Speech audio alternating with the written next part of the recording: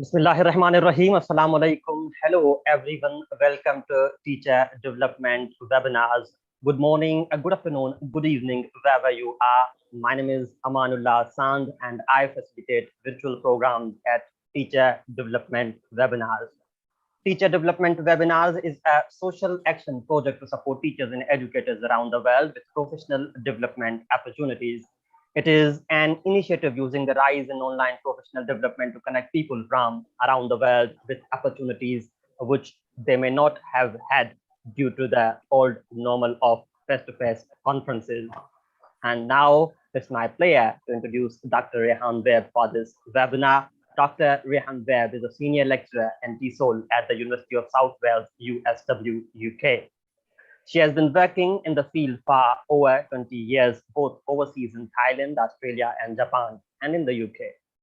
She currently teaches TESOL in USW's English department to UK native speakers. Her current research about the digitalization of English language teaching is being undertaken in collaboration with Professor Kenan Dikkeltas from the University of Stavanger, Norway. What a pleasure it is to have you at Teacher Development Webinars. Rhian, welcome to Teacher Development Webinars. Over to you. Thank you very much for the lovely introduction. Thank you. I'm just going to share my screen and I'll start the PowerPoint. Is that okay? Wonderful. Thank you. Okay, so thank you, Aminullah. As you have said, you have introduced me beautifully. I'm Dr. Rhian Webb from the University of South Wales in the UK. And today I'm doing a presentation, a webinar on post-pandemic English language teaching development. Now, you may notice that on my first slide, there are two pictures of two people, one of me, and the other is of Professor Kenan Dikkeltas, who works at the University of Stavanger in Norway. And the reason we are both on the front of the screen is because what I present today has been done in collaboration with Kenan. So I have to say a very big thank you to him at the start of this presentation. Okay, let's begin.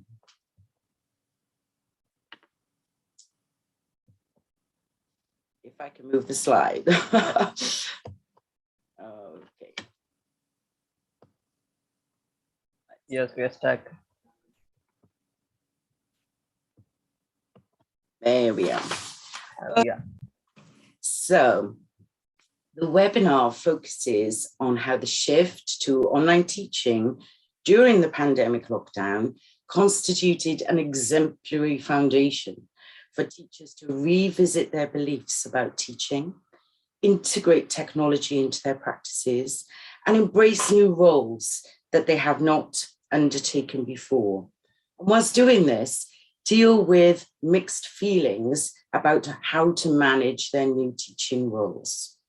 So in this talk, I will share with you the process of the research that we did, together with the results, in line with the arguments, and discuss how the pandemic has helped teachers reconstruct their existing teacher identities as traceable in their beliefs, roles, practices, and feelings.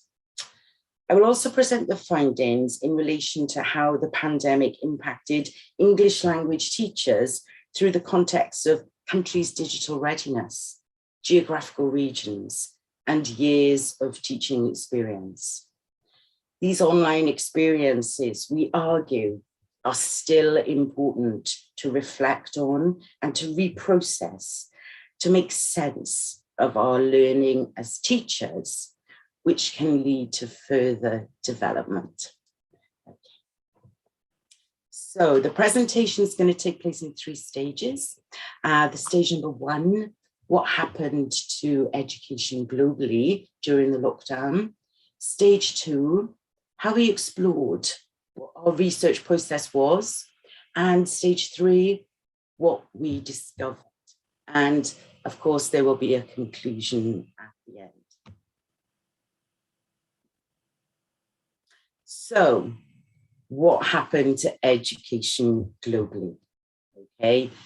COVID lockdown, March 2020.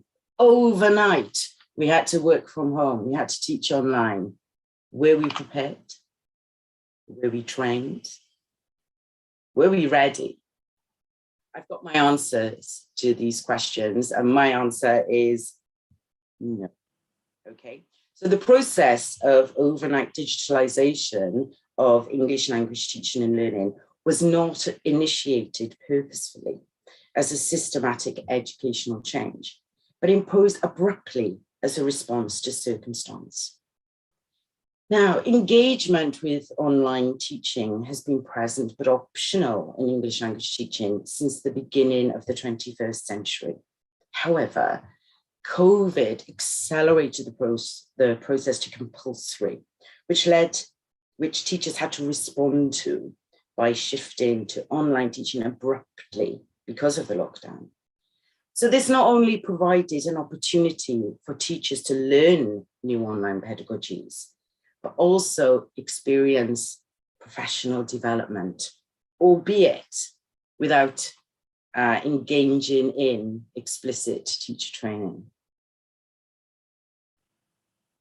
So we argue that teachers who taught online for COVID for almost 2 years were subject to change as a result of their teaching experiences in a new environment, which they had not used regularly or as a main mode of instruction. COVID-19 provided an unplanned professional development opportunity for English language teachers globally, which was based on experiential learning, where life experience is central and necessary to learn, and where knowledge is created through the transformation of experience.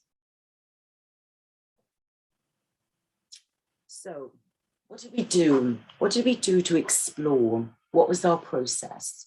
Well, Ken and I, we undertook 6 stages of research, and this took 3 months.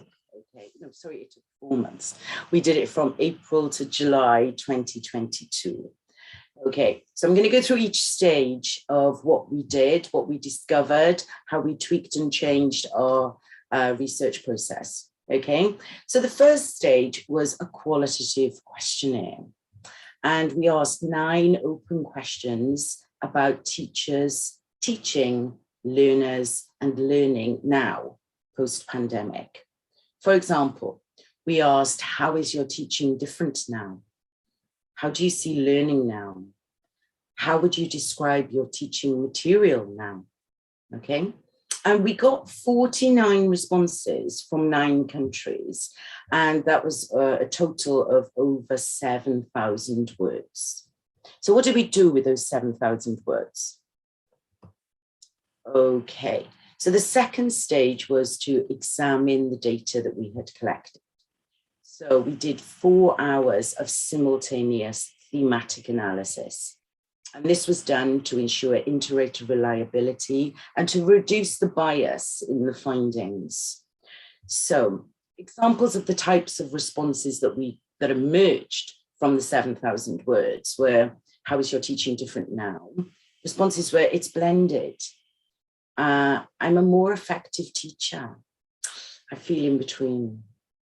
How do you see your learning now? More techie, more creative. A lot of work. And how would you describe your teaching materials now? People said more interactive, more flexible, accessible. Okay, so the results from looking at these 7,000 words, we identified beliefs, roles, practices, and feelings as major themes in the responses. The preliminary themes are what we assume to be interconnected, which we measured in the global sampling later in stage 3.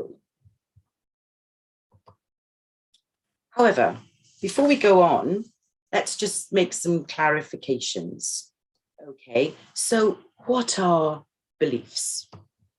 Okay, beliefs have a deep impact on classroom principles, which enable teachers' roles and practices to become visible from an understanding about how learning environments are created, motivation is built, and challenges are dealt with.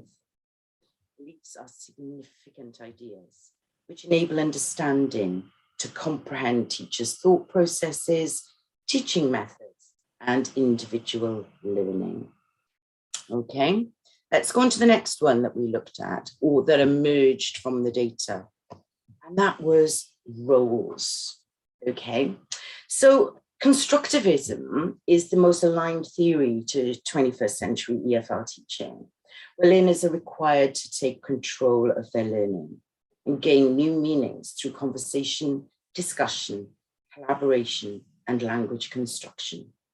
Okay, the teacher's role needs to produce creative learning environments which are administered under the frame of collaboration and interaction.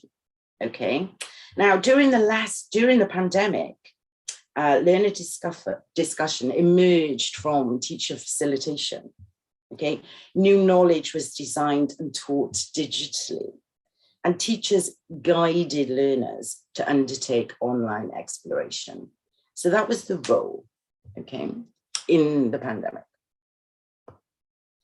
And practices. Now, online, during the pandemic, all teaching practices were online. They were both synchronous and asynchronous, in real time and outside of real time.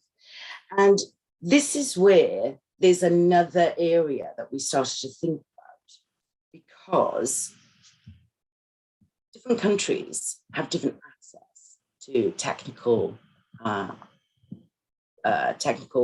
resources, okay? And sorry, I've got to move this a little bit.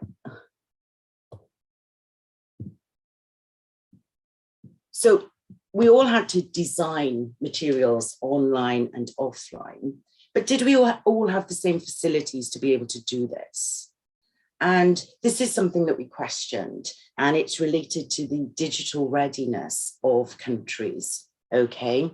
So I'm going to explain a little bit more about that later, okay? The digital readiness, how we undertook our practice. Okay, and feelings. Now, feelings, they're very challenging to monitor because of their multifaceted nature.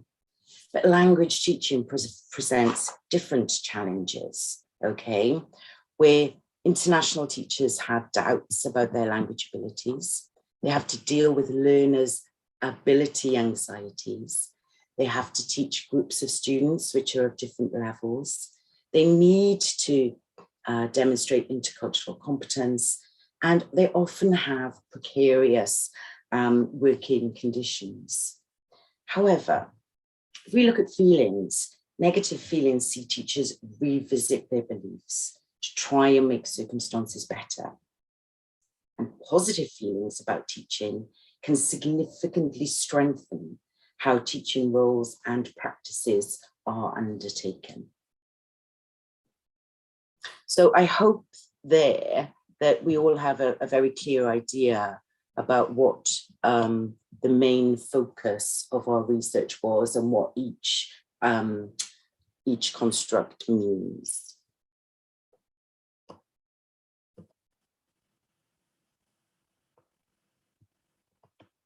So the remote learning cannot be regarded as planned or goal specific, but it may serve as an opportunity for deeply rooted conceptions or teachers' beliefs about what and how to teach to be revealed. Okay, the what, the practices, the how is the roles, and of course, how we feel about all of those things. Okay.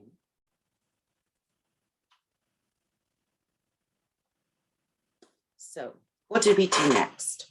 This is stage 3 of the research, and we simultaneously constructed a quantitative questionnaire which presented 24 statements about the major themes of online teaching.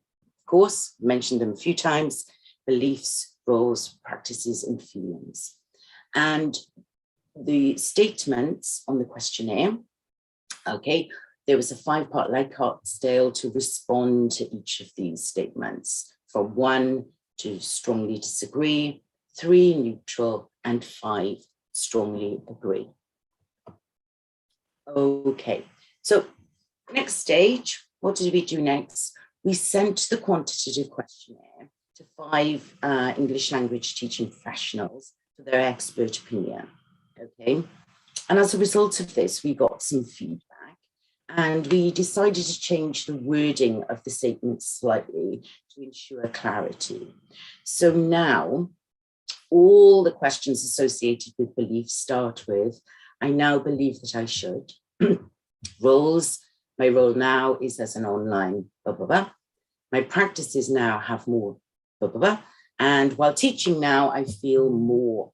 So it was really very clear about the type of questions that we were asking for each, not questions, statements, sorry, the type of statements we were presenting at each stage.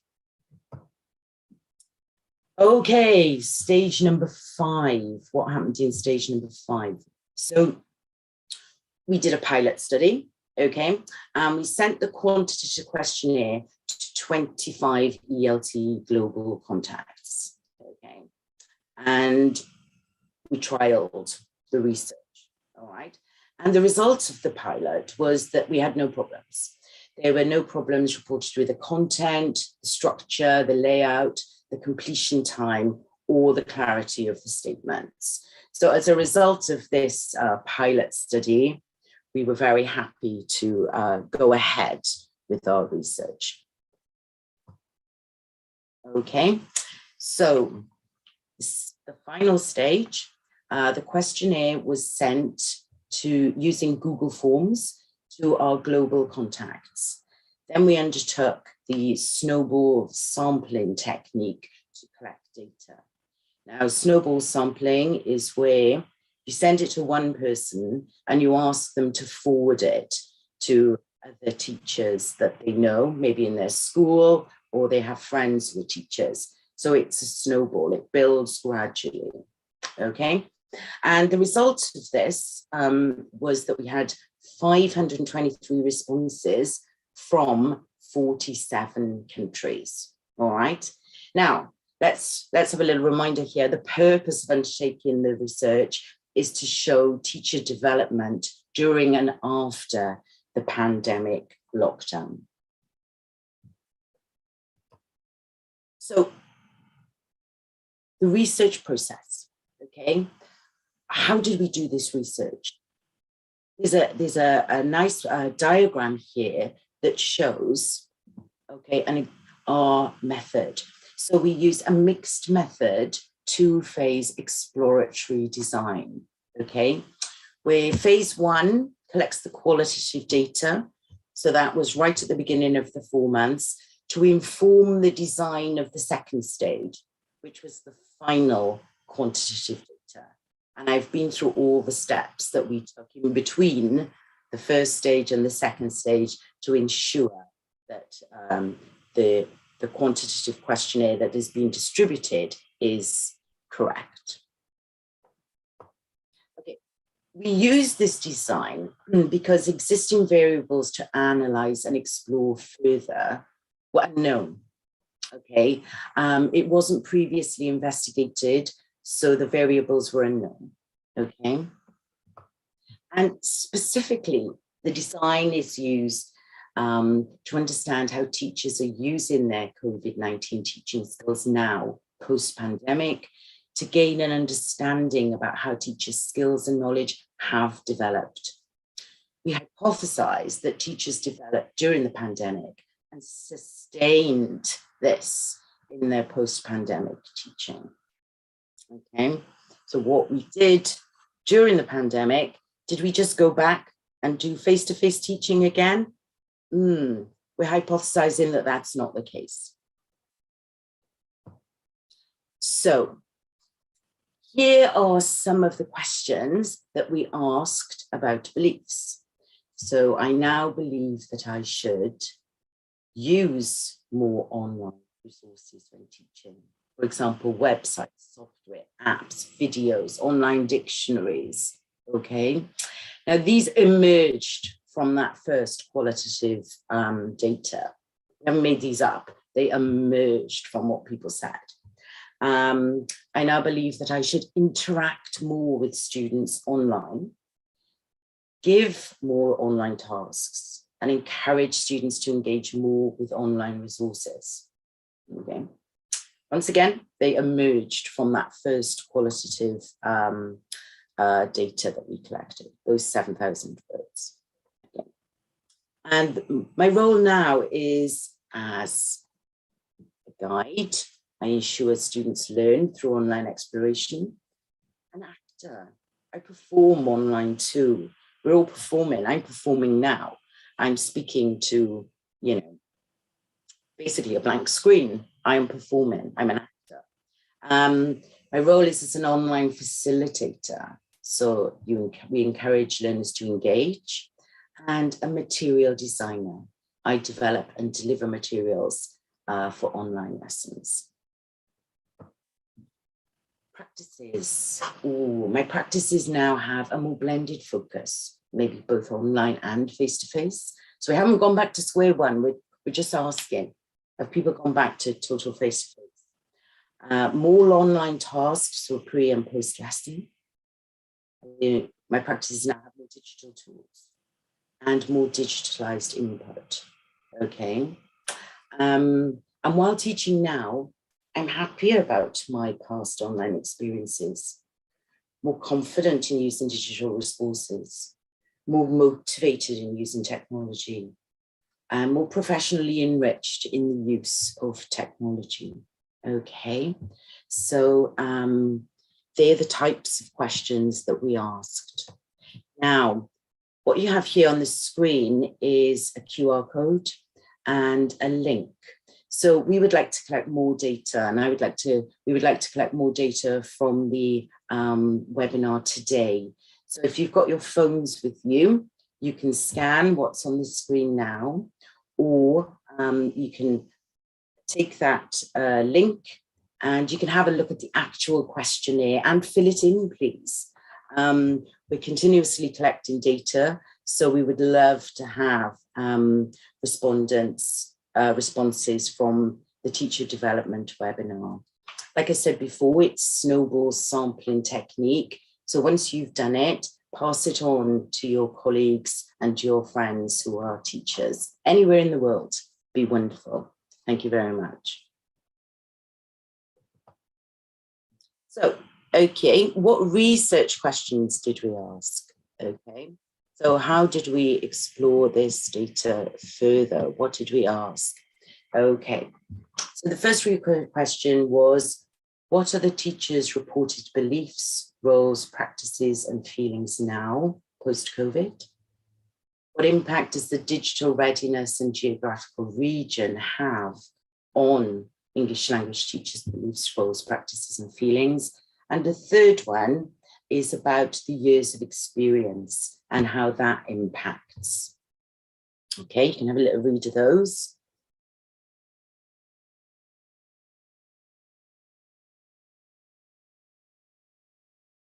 All right, let's go on. Now, we got 523 responses from 47 countries. And the countries, 16 are European countries, responses from the Americas, okay, 5 countries there, 21 in Asia, and 5 in Africa. And the chart just below that shows the frequency, the number of people in those geographical regions. So as you can see, 255 from Europe, 204 from Asia. Okay, so they were the main groups. All right, we asked where people taught. There's a chart there that you can look at. 236 was the biggest number of people and who worked in universities. Okay, so the main group of teachers were from universities. And 62% of our respondents were in state institutions and 36.5% in private institutions. So that's what our participants, the respondents, information about this respondents just looks like. Okay. Now, I'm going to say a little bit about these statistics because I just want you to have a little read of the screen here. You have a little read and then I'll just do a little more explanation after that.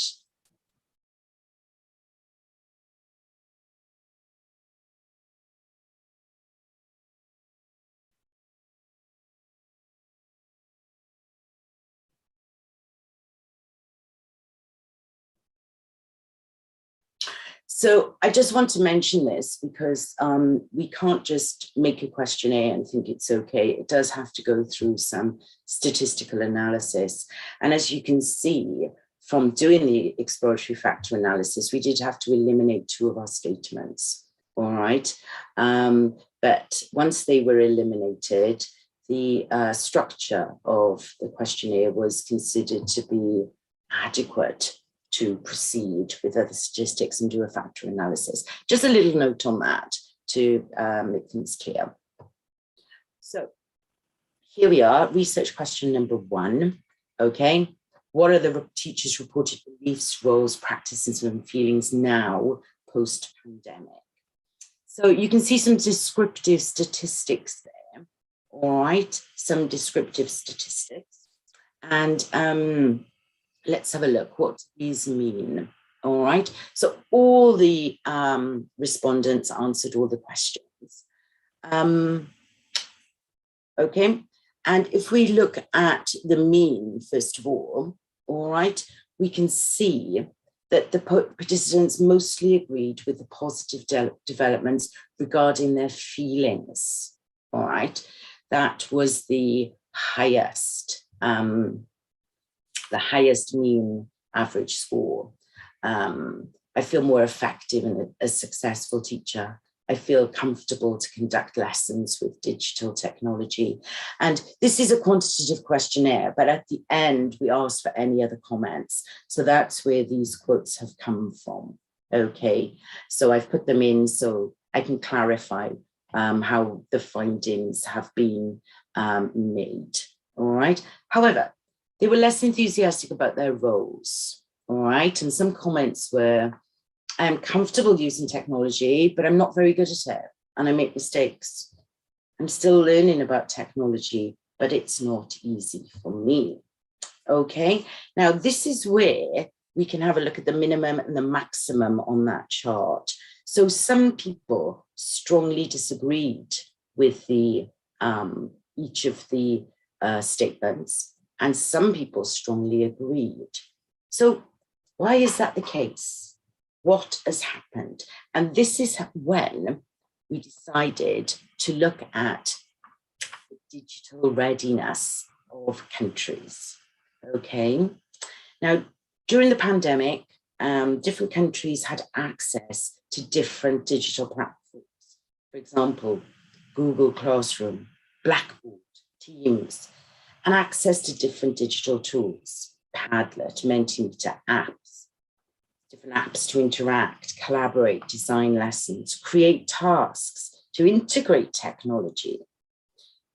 However, different countries had different levels of digital facilities to undertake the task. And Cisco's white paper, 2019, outlines the rapid but unevenly distributed benefits of digital advancements, which allow access to knowledge, services, and resources globally.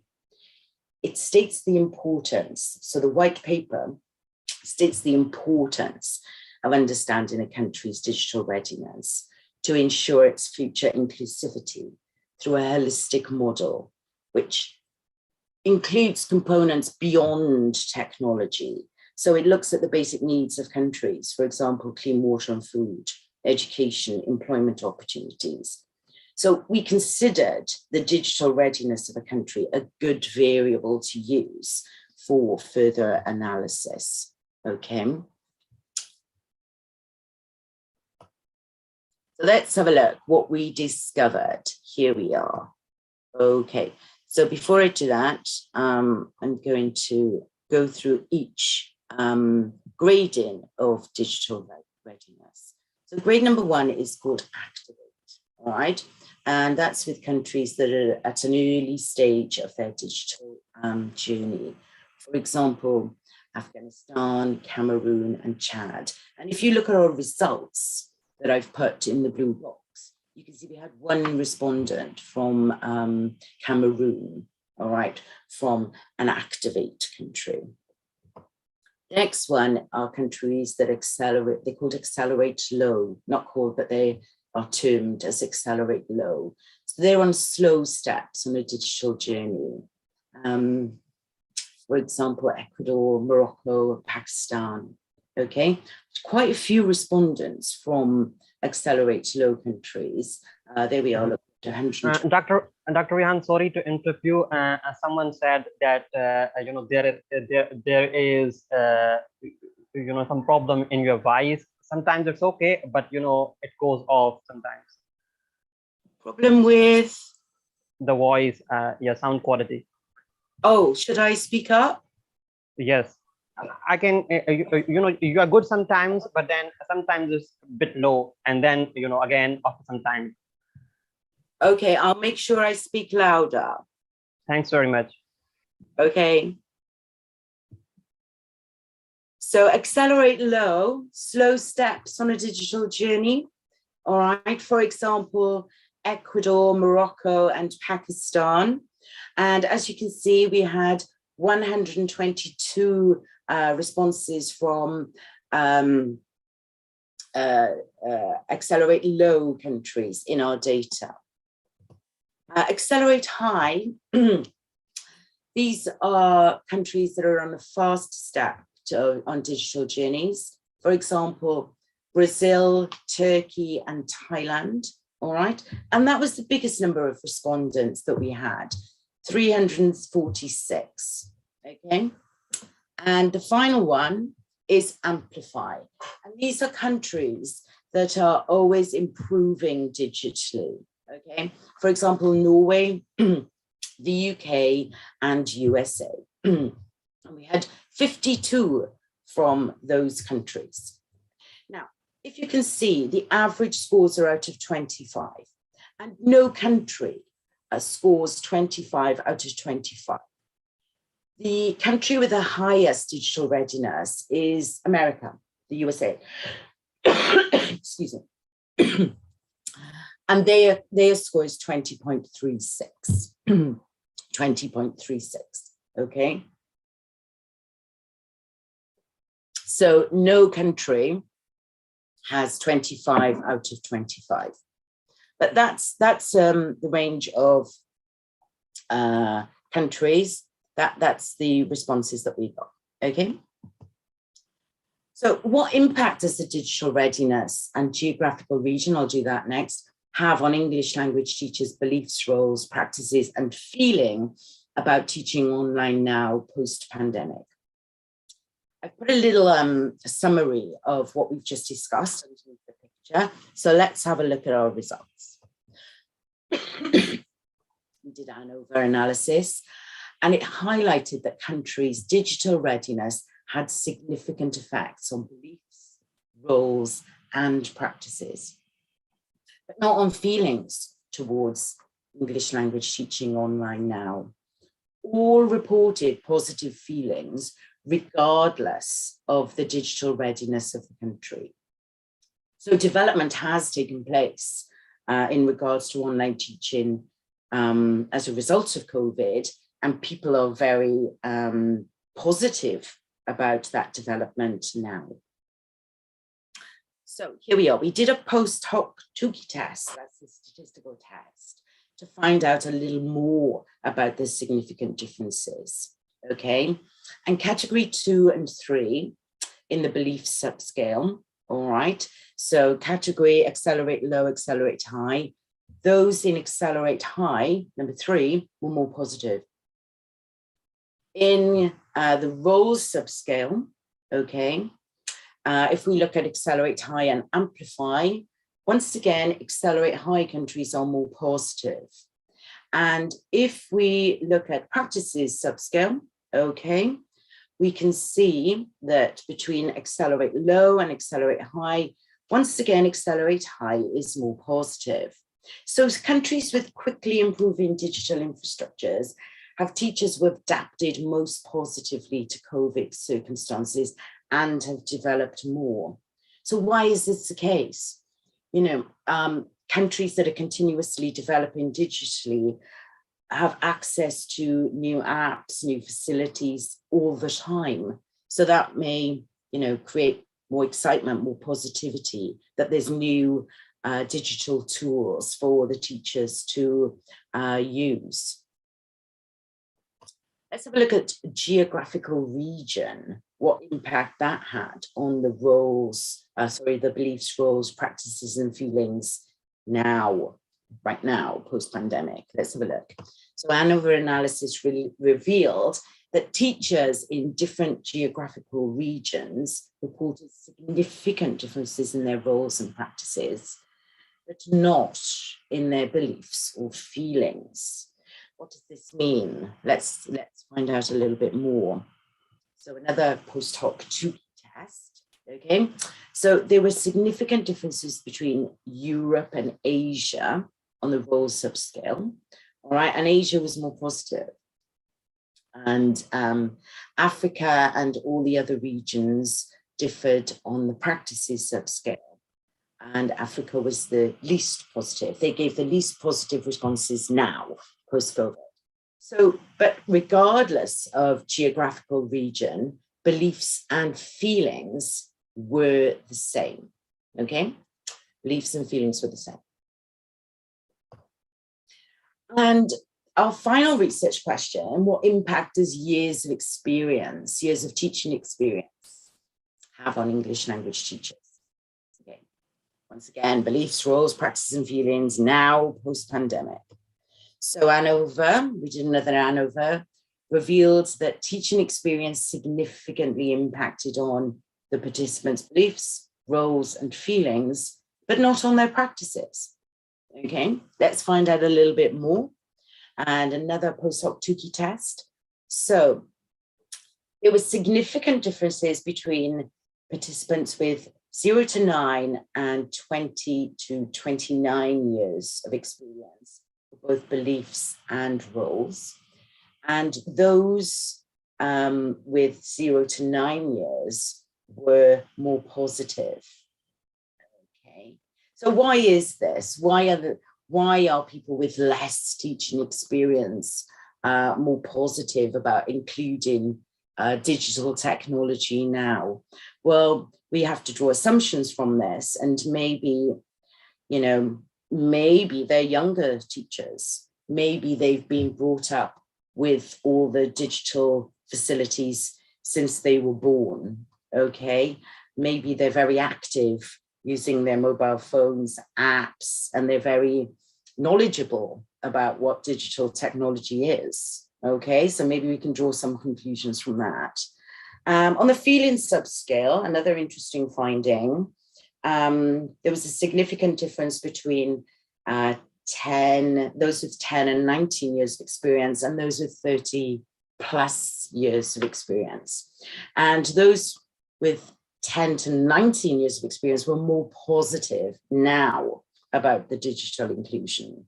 So what conclusions can we draw from this? I mean, if somebody has been teaching for over 30 years in a face-to-face classroom, how do they feel about all of a sudden working online?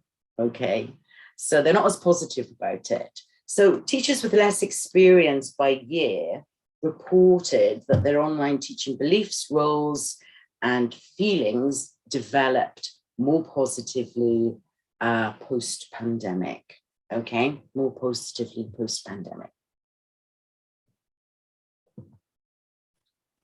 So how can we summarize what has been discovered? How can we summarize? I've got a little diagram here that we've created, and let's have a look. So teacher development occurs as an interplay between various constructs. Okay. During the pandemic, teachers integrated technology into practices, undertook new roles to manage learning environments, Both were positively manifested post-pandemic due to positive feelings associated with the changes. And all three constructs impact on our language teaching beliefs. Okay. Now, so there's a complex relationship between the four constructs, which leads to learning. And when positive beliefs are reflected upon, development occurs. Of course, there will always be external factors. And for this piece of research, we have looked at digital readiness of countries, geographical regions, and years of teaching experience. There will be more, but that's what we have focused on. Okay, so the more we reflect on what we have been doing during COVID, okay, maybe the more positive we become, and the more positive we become, the stronger the beliefs about using technology now are. Okay, if we've got negative feelings, we think, oh no, don't want to do that. I'll go back to face-to-face, I preferred it. So we are always reflecting on our beliefs, okay? And our research has shown that the changes that teachers undertook during COVID have had a very positive effect on the digitalization of English language teaching. Okay. So to conclude, let's do a conclusion. Okay. The pandemic led teachers to gain opportunities for, rather than be a hindrance to, their professional learning. The pandemic led teachers to go through complex learning processes as opposed to a straight transition to online. The pandemic led teachers to revisit their beliefs about teaching along with their practices of teaching. And it led teachers to experience various transformative emotions as well as strengthen constructive teaching goals. Okay, thank you very much. Okay, thank you for listening. There are references here that I have used throughout the PowerPoint slides. And that is how I conclude my presentation. Thank you. Can I pass to you, Amanullah? Sure. Thank you so much, Dr. Rhian Webb, for this wonderful talk and sharing your research findings till date. And it is an ongoing research. I encourage you to please scan the QR code and have some more responses to this wonderful research, and we can have their publication soon, hopefully. So now the floor is open for floor is open for the questions and answers. If you have any questions, please feel free to share in the chat. So I was looking at the chat box, and there are questions around, there was an issue of assessment during online classes in this COVID era. So, would you like to talk about that? In this, study, have you targeted assessment part? Okay, yeah, assessment did take place during COVID, and we all undertook assessment. That's not a part of what we've looked at the moment, but that is a really, really interesting research topic. We haven't looked at it, but doing assessment online, yes, that does create challenges for teachers, and things have to be done differently. So yeah, that's another big area of research, I think, that needs to be examined closely. And it'd be interesting to see, globally what people are doing with assessment. Yes. Mm-hmm. So I see there are questions which are mostly general questions, not targeted to research, but if you could address it. Shankar from India asked that how to bridge the gap created by pandemic, mostly about 4 basic language skills. Let me have a look. Where is the question? So it's not there. It's about bridging the gap. It's on YouTube chat. Building the gap between developing the 4 language skills? Yes, sure. So are you talking about specific skills for listening, reading, writing, speaking, and how yes. Yes, I think once again, I mean, speaking I did a lot of work actually during the pandemic with breakout rooms. And I collaborated with a language school in Cardiff. And we had great results for speaking activities by ensuring students were trained to facilitate breakout rooms. So we asked for volunteers and they took on the role of a teacher, because in big classes, sometimes it's very difficult for the teacher to be everywhere. So training students to do the online facilitation and how to be. I mean, you have to be very careful about what you say. You only interact when it's needed. So you have to, manage your voice. So it's about training people to facilitate. And there were lots of volunteers for those roles, and the breakout rooms were successful. They were very, very carefully set up, actually. So each breakout room that I did had a language focus, okay, and a topic for a lesson. And then these were used or encouraged to be used within the breakout rooms. And then different students facilitated them. We did tasks, for example. We did, one of the favorite ones was to create a menu that everybody wanted. So people were talking about their favorite starter, main course, dessert, and a student facilitated it and then fed back the results of those conversations. So that's an example for speaking. Reading, writing, and listening. I think listening with the online, there's a lot of facilities for listening online if a country has the digital facilities, okay? And there's everything online. There's everything online, but we do have to consider the digital readiness of the country and the facilities. And of course, listening to films with subtitles, they are the things that help digitally to enable students to learn English, films with subtitles, listening to books. And then, of course, for writing, there's chat rooms. I mean, the internet and digitalization has opened up the world in terms of English language teaching, but it depends on the facilities that you have and the confidence that people have to use them. Yeah. Does that answer the question somehow? Yes, so there are two questions from Mark Ritchie, if you could, see in the chat box. Okay. Yes. Oh, okay. About the sampling, let's have a look. I have two questions on snowball sampling. How did you ensure that those who answered the survey are your target respondents? That's a really good question. So basically, we asked the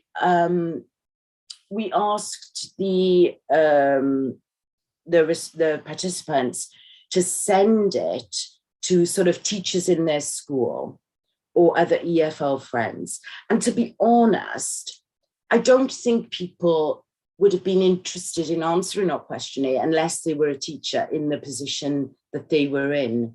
So I really feel that, all the responses were true and real.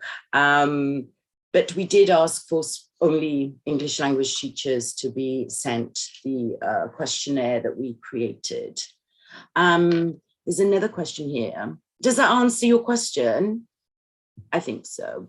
And what recommendations do you have for future researchers for them to continue in investigating at? Very good question. I think continual investigation into beliefs globally would be a really interesting subject. So I've gone through how the constructs interrelate, feelings, roles and practices. And, we don't stop researching. We don't say, okay, we found an answer, that's what it is. It continuously changes. So the findings today are now post-pandemic, let's do some more. let's do some more. So I want more responses. I would love more responses from this teacher webinar today. And we will continuously rerun the statistics to see what else we can find. But there's, you know, in terms of the future, we've got a positive. We can see that through reflection, okay, teachers have developed from a result of being forced to teach online, okay? What's the future? What is going to be the future of, you know, English language teaching in individual countries? And is there a snapshot globally? All right. What is it? We have to keep working to find out. So this is now post-pandemic. What will it be next year? Okay. Will it be more digital? Will it be more balanced, blended? How will people respond to their new circumstance now, post-pandemic? So yeah, we've got to keep finding out, see what's going on. Mm-hmm. Excellent. Thank you. And yeah, for first question, I can vouch Professor Kenan did share this questionnaire on our teacher development webinar group, and I shared it on all WhatsApp and you know, Telegram groups. So yeah, and then follow up if participants have filled this. So yeah. Moving to next question is from Jonathan from Bangladesh, and she says it's around motivation. How to motivate the students to attend their classes effectively as post-COVID-19 has turned them indecent, restless. Sorry, could you say that again? How to motivate students? Yes, motivate students post-COVID-19 as they are restless, you know, and yeah, not attending. I mean, maybe she wants to say, you know, attending classes from the comfort of the couch, and then, you know, the shift. I think that's the next big research topic, actually, if I'm honest with you. We've all got used to working from home, okay? And some students, you know, everybody's worked from the comfort of their living room, maybe. Do they want to get up in all the weather and go to school or go to where they need to study?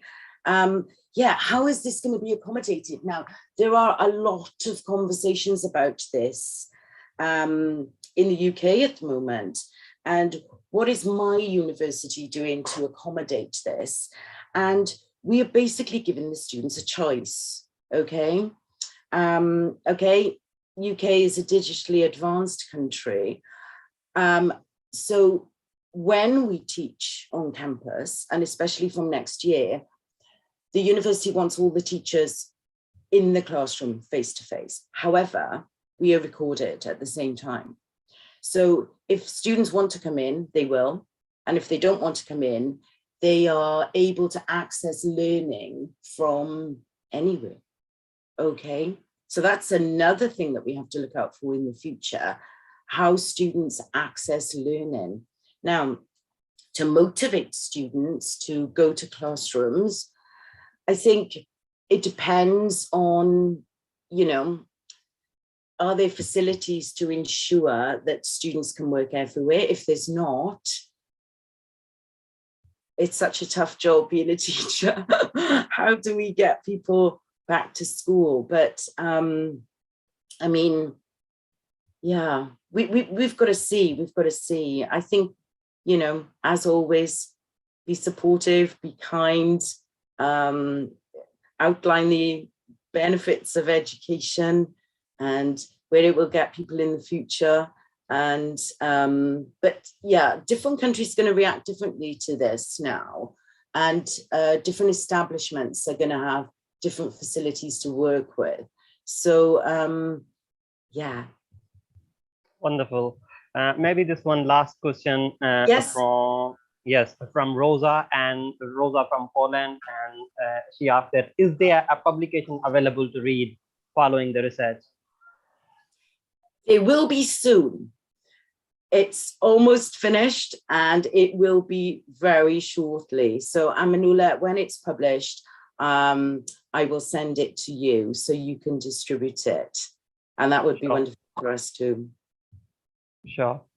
Thank you very much, Dr. Rhian Webb, for this wonderful talk. And any final message or thoughts at the end of the talk? I would like to say thank you very much for the invitation. I've really enjoyed sharing our research results today. And I really hope that everyone else has enjoyed it and learned something, actually. And please fill out the questionnaire and snowball it to your teacher colleagues. That would be wonderful. We need in this research, so it's wonderful. Great. Thank you so much, Dr. Rhian. It was wonderful to have you at Teacher Development Webinars. Thank you to all the participants who attended this wonderful webinar. For next webinars, please sign up on our website, www.tdwebinars.org.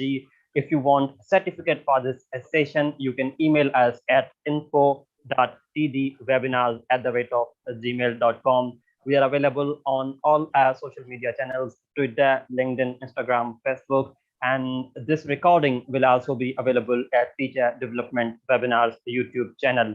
Please don't forget to share your takeaways from this talk at Twitter and tag us at TD Webinars using hashtag TD Webinars. Thank you so much once again, and goodbye. Take care. Thank you very much.